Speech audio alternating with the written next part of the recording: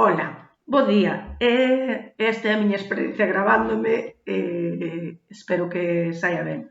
Hoxe quería lervos un conto que se titula Amor. É deste libro Conversas co vento de Chano Piñeiro, que xa sabedes que me gusta moito.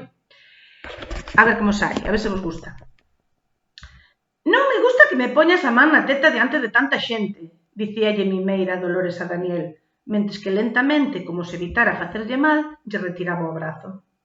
Ai, sabes que a primavera me perde, Dolores, e sen o teu brando acougo a vida non ten sentido para min.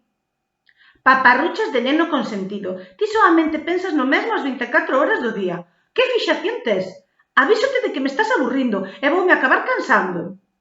Pero onde vas ir sen min, miña parrula? Se non sabes dar un paseo sen buscar o meu apoio? E se non sabes comer fora da miña man? Se non sabes que tes o suxeitador posto ata que sente os dedos meus esvarar pola túa pel?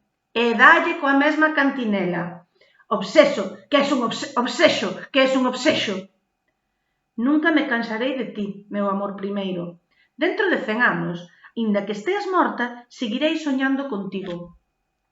Fareiche poesías no papel do cuarto de baño, regalareiche bragas con ligueiros negros, montarei unha fábrica de caramelos e bombóns que leven o teu nome. Dime o que queres, Dolores, e teralo. Mentireiro sen vergonza, dentro de 100 anos ti andarás detrás do esqueleto de outra muller e nin te acordarás de min, desgraciado. A cantas lle fuches coa mesma historia? Gandul, que és un gandul. Pero gústame que me digas estas cousas, Daniel. Nunca mas dixeran antes.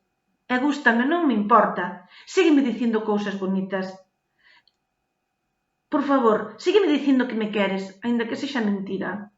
Entón, saiu Sor Amparo coa súa amarga e habitual voz de mando e espetoulles. Estas non son horas de estar de leria fora da residencia. Residencia?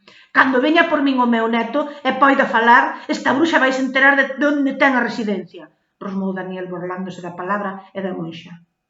Colleu o seu vello bastón e levantou como puido o seu corpo, deformado pola artrose.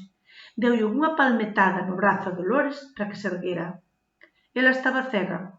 Tiveran familia, pero pouco a pouco foi desaparecendo e finalmente topáronse sós. Retiráronse arrastrando o bastón e o reuma, a dor de riles, a escuridade e maila fantasía. E sen que ninguén o soubera, seguiron inventando o amor todos os días.